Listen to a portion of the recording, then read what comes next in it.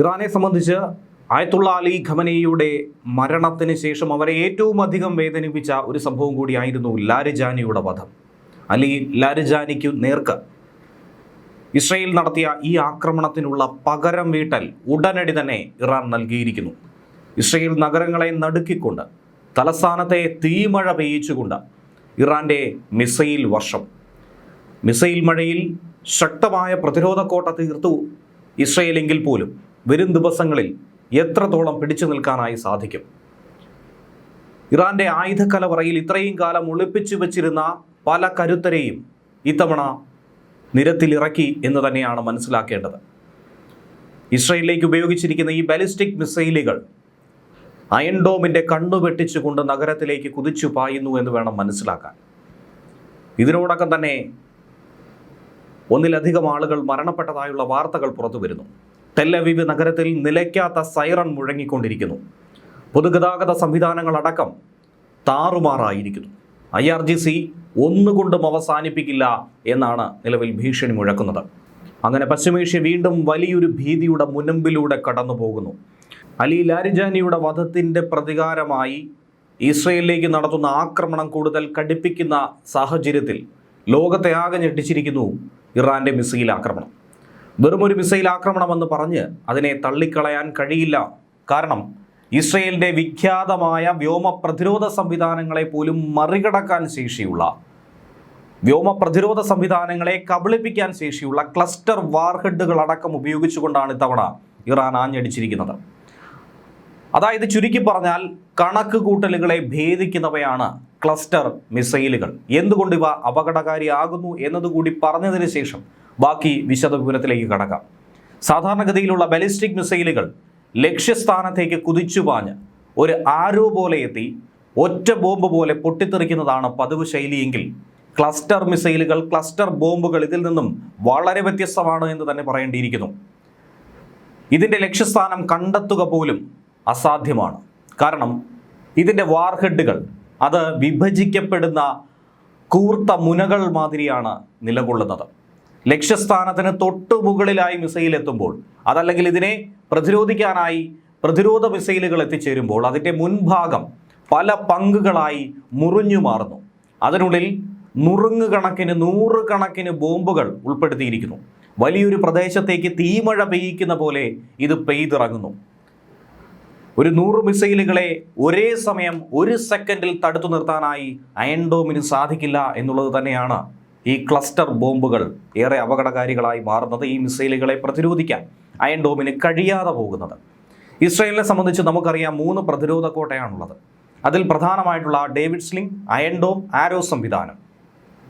ഈ പ്രതിരോധ സംവിധാനങ്ങൾക്ക് വലിയൊരു മിസൈലിനെ തകർക്കാനായി എളുപ്പമാണ്, അതിൽ സംശയമില്ല. എത്ര കരുത്തനെത്തിയാലും അതിനെ നാമാവശേഷമാക്കാൻ ഈ സംവിധാനങ്ങൾക്ക് സാധിക്കും.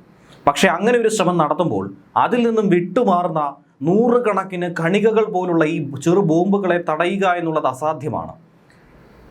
ഈ ബോംബ് വർഷം ഉണ്ടാകുന്ന സ്ഥലങ്ങളിൽ ഉണ്ടാക്കുന്ന നാശനഷ്ടങ്ങൾ അത് കനത്തതാണ്, ഭീകരമാണ്. ഇത് പ്രതിരോധ സംവിധാനങ്ങൾക്ക് കൂടുതൽ തൊഴിൽ പ്രഹരം നൽകുകയാണ്, ഓവർലോഡ് ജോലി എടുപ്പിക്കുന്നു എന്ന് സാരം. അതുകൊണ്ട് തന്നെ മധ്യ ഇസ്രയേൽ മേഖലയിൽ നടത്തിയിട്ടുള്ള ഇറാൻ്റെ ബാലിസ്റ്റിക് മിസൈൽ ആക്രമണത്തിൽ 2 പേർ കൊല്ലപ്പെടുകയും ചെയ്തു. നിരവധി ആളുകൾക്കാണ് ഈ ആക്രമണത്തിൽ പരിക്ക് സംഭവിച്ചത്. ക്ലസ്റ്റർ ബോംബുകൾ ഘടിപ്പിച്ചിട്ടുള്ള മിസൈലുകളും വാർഹെഡുകളും ഒക്കെ തന്നെ പാഞ്ഞെടുത്തപ്പോൾ തടുക്കാനായി ഇസ്രയേൽ ഒന്ന് വിറച്ചു എന്നുള്ളതാണ് ഈ ഘട്ടത്തിൽ മനസ്സിലാക്കാൻ കഴിയുന്നത്. ടെൽ അവീവിൽ പലയിടങ്ങളിലായി ആക്രമണം നടത്തുന്നുവെന്ന് ഇറാൻ റവല്യൂഷണറി ഗാർഡ് കോർപ്സ് നിലവിൽ അവകാശപ്പെടുന്നുണ്ട്. മധ്യ ഇസ്രയേലിലെ ഗുഷ്ടാൻ മേഖലയിൽ സ്ഫോടന ശബ്ദം കേട്ടതായി പ്രാദേശിക ചാനൽ അടക്കം റിപ്പോർട്ട് ചെയ്യുന്നു. ജെറുസലേം പോസ്റ്റ് പറയുന്നതനുസരിച്ച് ഇറാനിൽ നിന്നുള്ള മിസൈൽ ആക്രമണത്തെക്കുറിച്ച് ഇസ്രയേൽ സൈന്യം മുന്നറിയിപ്പ് നൽകിയിരുന്നു. എന്നാൽ അതിന് പിന്നാലെ വളരെ വേഗത്തിലായിരുന്നു ആക്രമണം സംഭവിച്ചത്.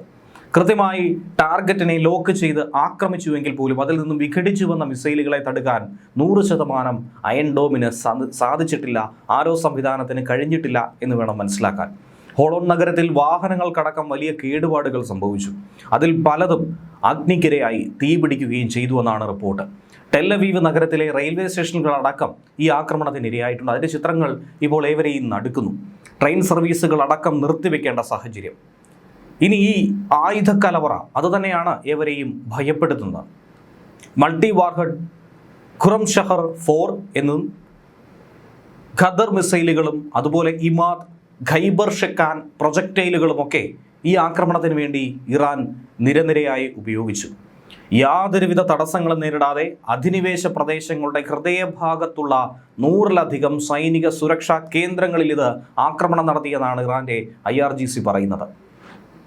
ഖുറംഷഹർ 4 എന്ന് പറയുമ്പോൾ ഇറാനെ സംബന്ധിച്ച് ഏറ്റവും മാരകമായ ആയുധമാണ്.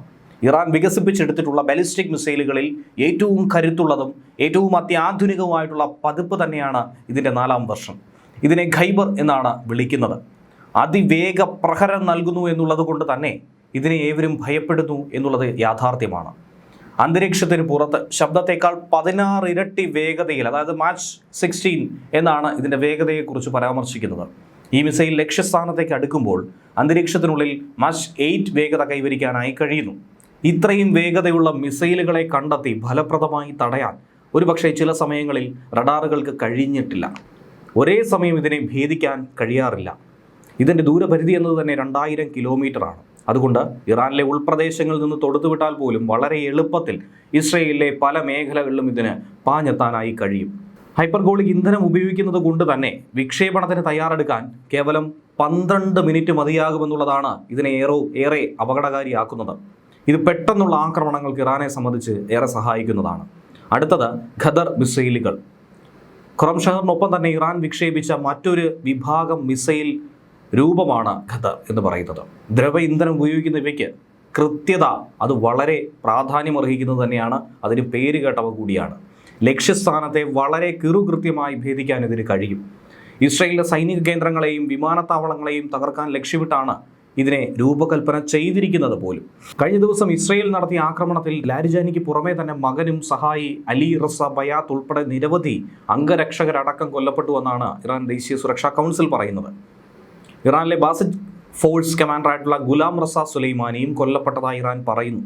സുരക്ഷാ കൗൺസിൽ പുറത്തിറക്കിയ പ്രസ്താവനയിലാണ് ലാരിജാനി രക്തസാക്ഷിത്വം കൈവരിച്ചുവെന്ന് പറയുന്നത്. ഇസ്ലാമിക വിപ്ലവത്തിനും ഇറാന്റെ പുരോഗതിക്കുമായി ജീവിതം ഒഴിഞ്ഞുവെച്ച ലാരിജാനി, അദ്ദേഹത്തിൻ്റെ മരണം അതുതന്നെയാണ് ഇറാനെ പിടിച്ചുലയ്ക്കുന്നത്. അലി ലാരിജാനിയുടെ നിര്യാണത്തിൽ ഇറാൻ പ്രസിഡന്റ് മസൂദ് പെസഷ്കിയാൻ അഗാധമായ ദുഃഖമടക്കം ഇപ്പോൾ രേഖപ്പെടുത്തി കഴിഞ്ഞു. കാഴ്ചപ്പാടും ഉൾക്കാഴ്ചയും സ്നേഹവുമുള്ള ഒരു നേതാവിനെ തങ്ങൾക്ക് നഷ്ടമായി എന്നാണ് പറയുന്നത്. ലാരിജാനിക്കൊപ്പം അദ്ദേഹത്തിൻ്റെ മകൻ മുർത്തസ ലാരിജാനി, ഓഫീസ് മേധാവി അലിരേസ ബയാത്ത്, അംഗരക്ഷകർ എന്നിവരടക്കം കൊല്ലപ്പെട്ട് കഴിഞ്ഞു.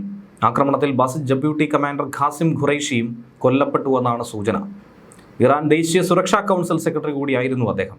ഫെബ്രുവരി 28 അമേരിക്ക ഇസ്രയേൽ ആക്രമണം നടന്ന സമയത്ത് അന്ന് കൊല്ലപ്പെട്ട ഇറാന്റെ പരമോന്നത നേതാവ് ആയത്തുള്ള അലി ഖമനേയിയുടെ വിശ്വസ്തൻ കൂടിയായിരുന്നു ലാരിജാനി. അതുകൊണ്ട് തന്നെയാണ് ലാരിജാനിയെ ലക്ഷ്യമിട്ടത്. ഇറാൻ പ്രതിരോധ സംവിധാനങ്ങളുടെ ബുദ്ധികേന്ദ്രമായി ഇദ്ദേഹത്തെ അറിയപ്പെട്ടിരുന്നു. ഓപ്പറേഷൻ എപ്പിക് ഫ്യൂരി എന്ന പേരിൽ അമേരിക്കയും ഇസ്രയേലും തുടങ്ങിവെച്ച ആക്രമണത്തിൽ പരമോന്നത നേതാവ് കൊല്ലപ്പെട്ടിട്ടും ഇറാനെ ശക്തമായി മുന്നോട്ട് നയിച്ചതിൽ പ്രധാന ഘടകമായിരുന്നു, ഉൾപ്രേരകമായിരുന്നു ലാരിജാനി. അതുകൊണ്ട് തന്നെ ലാരിജാനിയുടെ തലയ്ക്ക് നേരത്തെ അമേരിക്ക ഇനാം പ്രഖ്യാപിച്ചിട്ടുണ്ടായിരുന്നു. ഇതിന് തൊട്ടു പിന്നാലെ ഖുദ്സ് ദിനത്തിൽ അദ്ദേഹം തെഹ്റാനിൽ 10,000-കണക്കിന് ആളുകൾക്കൊപ്പം പലസ്തീൻ ഐക്യദാർഢ്യ റാലി അടക്കം അതിൽ പങ്കെടുത്തതുമൊക്കെ വലിയ വാർത്തയായി മാറിയ സാഹചര്യത്തിൽ കൂടിയാണ് അദ്ദേഹത്തിന് മരണവാർത്ത ഇപ്പോൾ പുറത്തു വരുന്നത്. ഇറാനെ സംബന്ധിച്ച് ഒരിക്കലും നികത്താൻ കഴിയാത്ത നഷ്ടമാണിത്. ഇറാൻ സൈനിക മേധാവി ജനറൽ അമീർ ഹത്താമി പറഞ്ഞതുപോലെ രക്തത്തിന് രക്തം കൊണ്ട് തന്നെ പകരം വീട്ടുമെന്ന നയം ഇറാൻ സ്വീകരിച്ചു കഴിഞ്ഞു. ഖമനേയിയുടെ മരണത്തിന് ശേഷം ഇറാനെ സംബന്ധിച്ച് ഏറ്റവും വലിയ ഒരു സൈനിക നീക്കമായി തന്നെയാണ് അലി ലാരിജാനിയുടെ മരണത്തിന് പിന്നാലെ ഇസ്രയേലിന് നേർക്ക് നടത്തുന്ന ആക്രമണം.